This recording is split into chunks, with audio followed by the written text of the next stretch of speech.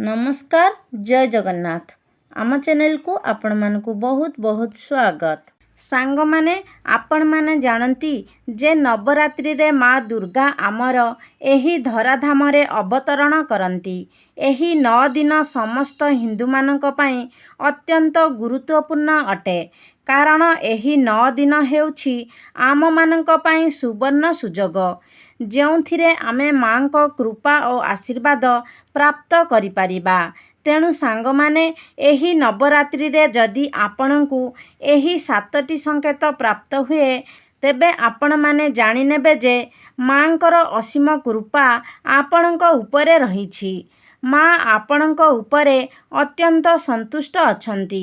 सांग माने आपण माने जदि माँ दुर्गा को प्रसन्न करिबा पई चाहुछंती एवं तांकर आशीर्वाद पाइबा पई चाहुछंती तेबे एही नवरात्रि रो 9 दिन हेउछि आपण मानक पई सुवर्ण सुजोग कारण एही नवरात्रि रो 9 दिन रे जेउ पूजा पाठ करा जाई थाए सेथिरे माँ अति शीघ्र प्रसन्न होइथांती एवं तार शुभ फल मध्य 100 गुणा अधिक होइथाए।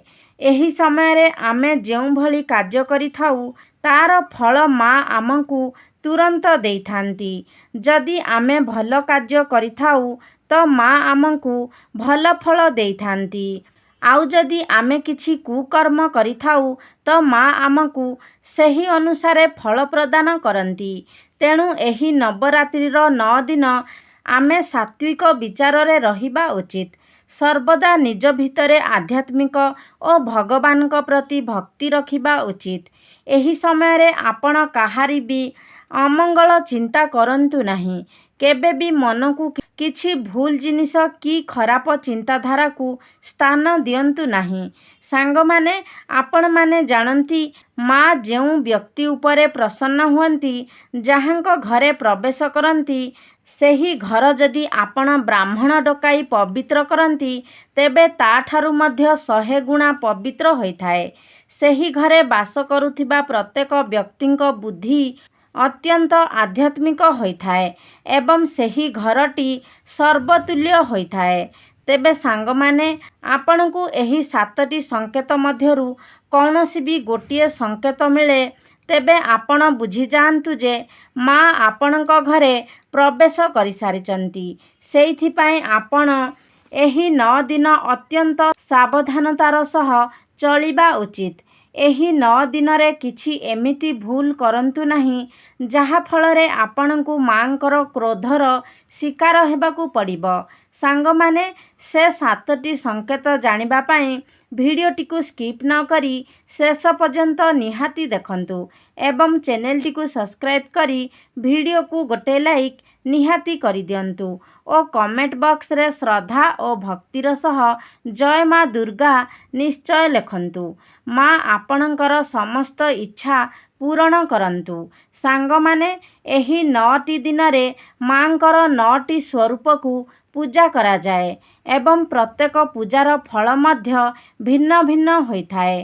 तेबे नवरात्रि रो प्रथम दिन रे जेउ पूजा करा जाए सेथिरे माँकर शैलपुत्री रूप को पूजा करा जाए। माँकर नाम एइथि पई शैलपुत्री होइछि कारण से पर्वतराज हिमालयंकर कन्या एवं हिमालय हेउछंती शैल तेणु तांकु शैलपुत्री बोली कहा जाए। माँ शैलपुत्री बोली कहा जाए। माँ शैलपुत्रींकर वाहन हेउछंती वृषभ। माँ निजर 10टी हातरे तांकर 10टी अस्त्र को धारण करिथांती एवं संपूर्ण आभूषण रे विभूषिता होइथांती। माँ शैलपुत्री अत्यंत शांत अटंती। तेणु जदि आपण माँ शैलपुत्रींकर पूजा आराधना करंती तेबे आपणक जीवन रे स्थिरता आसीथाए। एही दिन आपण माँ शैलपुत्रींकर कौनसी भी मंत्र को उच्चारण करि पारिबे। सेही मंत्र को आपण 108 थर उच्चारण करिबा द्वारा आपणकु माँकर आशीर्वाद प्राप्त हेबो।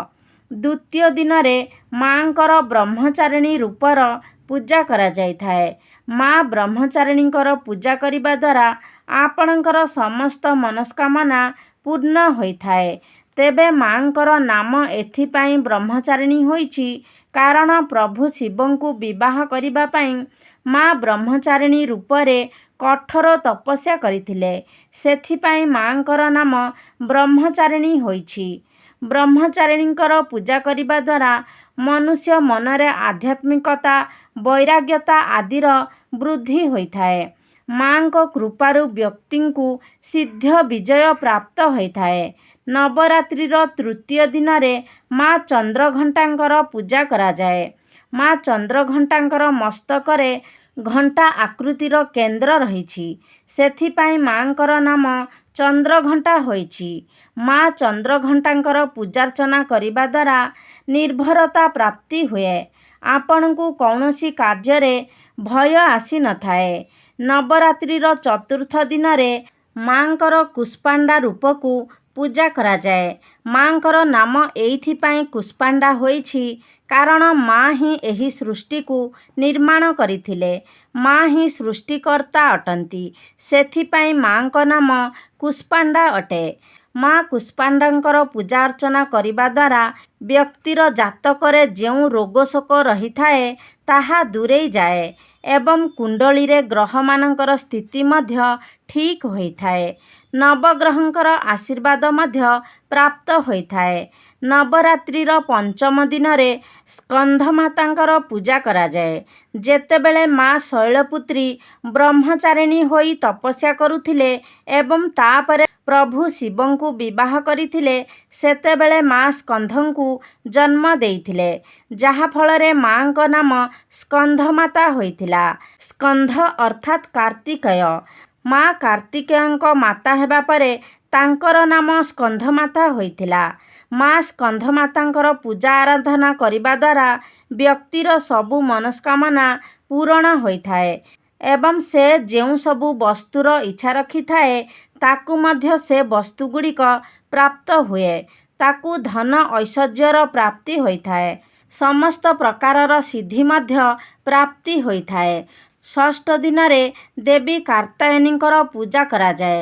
ମାତା କାର୍ତ୍ତାୟନୀଙ୍କର ପୂଜା କରିବା ଦ୍ୱାରା ବ୍ୟକ୍ତିଙ୍କୁ ଅର୍ଥ, ଧର୍ମ, କାମ, ମୋକ୍ଷ ଏହି ଚତୁର୍ବର୍ଗର ଫଳ ପ୍ରାପ୍ତି ହୋଇଥାଏ। ପୂଜା କରୁଥିବା ବ୍ୟକ୍ତି ଅର୍ଥାତ୍ ସାଧକ ଅଲୌକିକ ଶକ୍ତିରେ ଭରି ଯାଇଥାଏ। ନବରାତ୍ରିର ସପ୍ତମ ଦିନରେ ମା କାଳରାତ୍ରିଙ୍କର ପୂଜା କରାଯାଇଥାଏ। ମା କାଳରାତ୍ରିଙ୍କର ପୂଜା ଓ ଆରାଧନା କରିବା ଦ୍ୱାରା ସମସ୍ତ ଶତ୍ରୁଙ୍କର ବିନାଶ ହୋଇଥାଏ ଏବଂ ପୂଜା କରୁଥିବା ବ୍ୟକ୍ତି ମଧ୍ୟରେ ଅପୂର୍ବ ତେଜର ବୃଦ୍ଧି ହୋଇଥାଏ। ମାଙ୍କୁ ପୂଜା କରୁଥିବା ବ୍ୟକ୍ତିର ସମସ୍ତ ଭୟ ଏବଂ କଷ୍ଟର ସମାପ୍ତି ହୋଇଥାଏ। ନବରାତ୍ରିର ଅଷ୍ଟମ ଦିନରେ ମାଙ୍କର ଗୌରୀ ରୂପରେ ପୂଜା କରାଯାଏ। ମାଙ୍କ ନାମ ଏଥିପାଇଁ ଗୌରୀ ହୋଇଛି, ଯେତେବେଳେ ମା କଠୋର ତପସ୍ୟା କରୁଥିଲେ ସେତେବେଳେ ଧୂଳି ମାଟିରେ ତାଙ୍କର ଶରୀର ମଳିନ ହୋଇଯାଇଥିଲା ଏବଂ ପ୍ରଭୁ ଶିବଙ୍କର ଗଙ୍ଗାଜଳରେ ମାଙ୍କ ଶରୀରରେ ଲାଗିଥିବା ସବୁ ଧୂଳିମଳିକୁ ଧୋଇ ଦେଇଥିଲା ଏବଂ ମାଙ୍କର ଶରୀରକୁ ଗୌରବ ଉଜ୍ଜ୍ୱଳ ପ୍ରଦାନ କରାଯାଇଥିଲା। ସେଥିପାଇଁ ମାଙ୍କର ନାମ ଗୌରୀ ହୋଇଛି। ସାଙ୍ଗମାନେ, ଆପଣମାନେ ଜାଣନ୍ତି ଯେ ମାଙ୍କର 9ଟି ସ୍ୱରୂପ ମଧ୍ୟରୁ ଏହି ସ୍ୱରୂପରେ ମା ଅତ୍ୟନ୍ତ ଶୀଘ୍ର ପ୍ରସନ୍ନ ହୋଇଥାନ୍ତି। ଯଦି ମାଙ୍କର ଏହି ସ୍ୱରୂପକୁ କେହି ପୂଜା ଆରାଧନା କରିଥାଏ ତ ତାର ସମସ୍ତ ମନସ୍କାମନା ଅତିଶୀଘ୍ର ପୂର୍ଣ୍ଣ ହୋଇଥାଏ, କାରଣ ଏହି ବେଶରେ ମା ଅତ୍ୟନ୍ତ ପ୍ରସନ୍ନ ରହିଥାନ୍ତି। ମାଙ୍କର ନବମ ସ୍ୱରୂପ ହେଉଛି ସିଦ୍ଧିଦାତ୍ରୀ ରୂପ।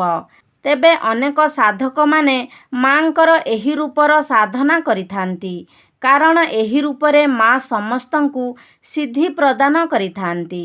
ତେଣୁ ଏହି ସମୟରେ ଯଦି କୌଣସି ବ୍ୟକ୍ତି ସିଦ୍ଧିପ୍ରାପ୍ତ କରିବା ପାଇଁ ଚାହୁଁଥାନ୍ତି ତ ମାଙ୍କର ଏହି ରୂପକୁ ପୂଜାପାଠ କରିବା ଉଚିତ। ସାଙ୍ଗମାନେ, ଏହି ଦିନ ଆପଣମାନଙ୍କୁ ପୂଜାପାଠ କରିବା ଦ୍ୱାରା ଆପଣଙ୍କର ଅସମ୍ଭବ କାର୍ଯ୍ୟ ମଧ୍ୟ ସମ୍ଭବ ହୋଇଯାଇଥାଏ। ତେବେ ଆସନ୍ତୁ ଜାଣିବା ସେହି ସଂକେତଗୁଡ଼ିକ ବିଷୟରେ। ଯେଉଁ ସଂକେତଗୁଡ଼ିକ ଯଦି ଆପଣଙ୍କୁ ପ୍ରାପ୍ତ ହୁଏ, ତେବେ ଆପଣ ଜାଣିଯିବେ ଯେ ଆପଣଙ୍କ ଗୃହରେ ମା ଦୁର୍ଗାଙ୍କର ଆବିର୍ଭାବ ହୋଇସାରିଛି। ତେବେ ପ୍ରଥମ ସଂକେତ ହେଉଛି, ଯଦି ବାରମ୍ବାର ଗୋମାତା ଆପଣଙ୍କ ଘରକୁ ଆସନ୍ତି ତେବେ ଏହା ହେଉଛି ଏକ ବଡ଼ ସଂକେତ। ଗୋମାତା ହେଉଛନ୍ତି ମା ଦୁର୍ଗାଙ୍କ ଭଉଣୀ। ସେ ମାଙ୍କର ଦର୍ଶନ ଓ ସେବା କରିବା ପାଇଁ ବାରମ୍ବାର ଆପଣଙ୍କ ଗୃହକୁ ଆସିଥାନ୍ତି। ଏହା ପ୍ରଥମ ସଂକେତ ଯେ ଆପଣଙ୍କ ଗୃହରେ ମା ଦୁର୍ଗା ବାସ କରିସାରିଛନ୍ତି। ଦ୍ୱିତୀୟ ସଂକେତ ହେଉଛି ଯଦି ଏହି ସମୟରେ ଆପଣଙ୍କ ଗୃହକୁ ବାରମ୍ବାର ମହୁମାଛିମାନେ ଆସନ୍ତି, ତେବେ ଏହା ମଧ୍ୟ ସଂକେତ ଦେଇଥାଏ ଯେ ମା ଆପଣଙ୍କ ଘରେ ବାସ କରିସାରିଛନ୍ତି, କାରଣ ମହୁମାଛିକୁ ମାଙ୍କ ସ୍ୱରୂପ ବୋଲି ମାନାଯାଏ। ତୃତୀୟ ସଂକେତ ହେଉଛି ଯଦି ଆପଣ ମାଙ୍କ ନାମରେ ଏକ ଦୀପ ଜାଳିଛନ୍ତି ଏବଂ ସେହି ଦୀପ ଖୁବ୍ ଜୋରସେ ଜଳୁଛି, ଏହା ସଂକେତ ଦେଇଥାଏ ଯେ ଆପଣଙ୍କ ଗୃହରେ ମାଙ୍କର ନିବାସ ହୋଇସାରିଛି। ଏହା ଆପଣଙ୍କୁ ସୂଚାଇଥାଏ ଯେ ମା ଦୁର୍ଗା ଆପଣଙ୍କ ସମ୍ମୁଖରେ ଛିଡ଼ା ହୋଇଛନ୍ତି। ଚତୁର୍ଥ ସଂକେତ ହେଉଛି ଆପଣ ମାଙ୍କ ନାମରେ ଯେଉଁ ଦୀପ ଜାଳିଛନ୍ତି, ଯଦି ସେଥିରେ ଫୁଲ ବନିଯାଏ, ତେବେ ଏହା ମଧ୍ୟ ସଂକେତ ଦେଇଥାଏ ଯେ ଆପଣଙ୍କ ଘରେ ମା ଦୁର୍ଗା ବାସ କରିସାରିଛନ୍ତି। ଏହାର ଅର୍ଥ ମା ଆପଣଙ୍କ ଉପରେ ପ୍ରସନ୍ନ ଅଛନ୍ତି ଏବଂ ଆପଣଙ୍କର ସବୁ ଦୁଃଖକୁ ସମାପ୍ତ କରି ମା ଏହି ଧରାଧାମରୁ ପ୍ରତ୍ୟାବର୍ତ୍ତନ କରିବେ। ପଞ୍ଚମ ସଂକେତ ହେଉଛି ଯଦି ଆପଣଙ୍କ ଘରୁ ବାରମ୍ବାର ଦଳ ଦଳ ହୋଇ କଳା ପିମ୍ପୁଡ଼ି ବାହାରୁଛନ୍ତି ଏବଂ ଆପଣଙ୍କର ରାସ୍ତା କାଟନ୍ତି, ତେବେ ଏହା ମଧ୍ୟ ସଂକେତ ଦେଇଥାଏ ଯେ ଆପଣଙ୍କ ଗୃହରେ ମା ଦୁର୍ଗାଙ୍କର ବାସ ହୋଇସାରିଛି। ଷଷ୍ଠରେ, ଯଦି ଆପଣଙ୍କ ଘରେ ଅଚାନକ କୌଣସି ମନମୁଗ୍ଧକର ସୁଗନ୍ଧ ଆପଣଙ୍କୁ ଅନୁଭବ ହୁଏ କି ଏପରି ଏକ ବାସ୍ନା ଆପଣଙ୍କ ଘରୁ ଆସୁଅଛି, ଯାହା ଆପଣଙ୍କ ହୃଦୟକୁ ମନକୁ ସିଂହରଣ କରିଦେଉଛି, ତେବେ ଏହା ମଧ୍ୟ ସଂକେତ ଅଟେ କି ମା ଆପଣଙ୍କ ଗୃହରେ ନିବାସ କରିଛନ୍ତି। ସପ୍ତମରେ, ଯଦି ଆପଣଙ୍କ ଗୃହକୁ ଚିରା ଫଟା ପିନ୍ଧି କେହି ଭିକାରୀ ଆସିଯାଆନ୍ତି, ତେବେ ଆପଣ ଜାଣିଯିବେ ଯେ ମା ଦୁର୍ଗା ହିଁ ସେହି ରୂପରେ ଆପଣଙ୍କ ଗୃହକୁ ଆସିଛନ୍ତି। ସେଥିପାଇଁ ଆପଣ ସେ ବ୍ୟକ୍ତିଙ୍କ ସହ କଦାପି ବି ଖରାପ ବ୍ୟବହାର କରିବେ ନାହିଁ କିମ୍ବା ତାକୁ କେବେ ବି ଖାଲି ହାତରେ ନିଜ ଘରୁ ଯିବାକୁ ଦେବେ ନାହିଁ, କାରଣ ଏହି ସମୟରେ ମା ଆମର ପରୀକ୍ଷା ନେବା ପାଇଁ କୌଣସି ନା କୌଣସି ରୂପରେ ମଧ୍ୟ ଆମ ନିକଟକୁ ଆସିଥାନ୍ତି ଏବଂ ଆପଣଙ୍କୁ ଚେଷ୍ଟା କରିବାକୁ ପଡ଼ିବ ଯେପରି ଆପଣ ମାଙ୍କର ସବୁ ପରୀକ୍ଷାରେ ଉତ୍ତୀର୍ଣ୍ଣ ହୋଇପାରିବେ। ତେବେ ଯାଇ ଆପଣଙ୍କୁ ମାଙ୍କର ଆଶୀର୍ବାଦ ପ୍ରାପ୍ତ ହେବ। ଆପଣ ଜାଣିନେବେ ଯେ ମା ଆପଣଙ୍କ ଉପରେ ଅତ୍ୟନ୍ତ ପ୍ରସନ୍ନ ଅଛନ୍ତି। ଆପଣଙ୍କୁ ଆଶୀର୍ବାଦ ଦେବା ପାଇଁ, ଆପଣଙ୍କର ସବୁ କଷ୍ଟକୁ ହରଣ କରିବା ପାଇଁ ମା ଆପଣଙ୍କ ଗୃହରେ ପ୍ରବେଶ କରିସାରିଛନ୍ତି। ତ ସାଙ୍ଗମାନେ, ଆଶା କରୁଛି ଆଜିର ଏହି ଭିଡ଼ିଓଟି ଆପଣମାନଙ୍କୁ ନିଶ୍ଚିତ ଭାବରେ ଭଲ ଲାଗିଥିବ। ଯଦି ଭଲ ଲାଗିଛି ତାହେଲେ ଲାଇକ୍ କରନ୍ତୁ, ସେୟାର କରନ୍ତୁ। ଆମ ଚ୍ୟାନେଲକୁ ଯଦି ସବସ୍କ୍ରାଇବ୍ କରିନାହାନ୍ତି ତାହେଲେ ସବସ୍କ୍ରାଇବ୍ କରିଦିଅନ୍ତୁ। ସର୍ବେ ଭବନ୍ତୁ ସୁଖିନଃ। ଧନ୍ୟବାଦ।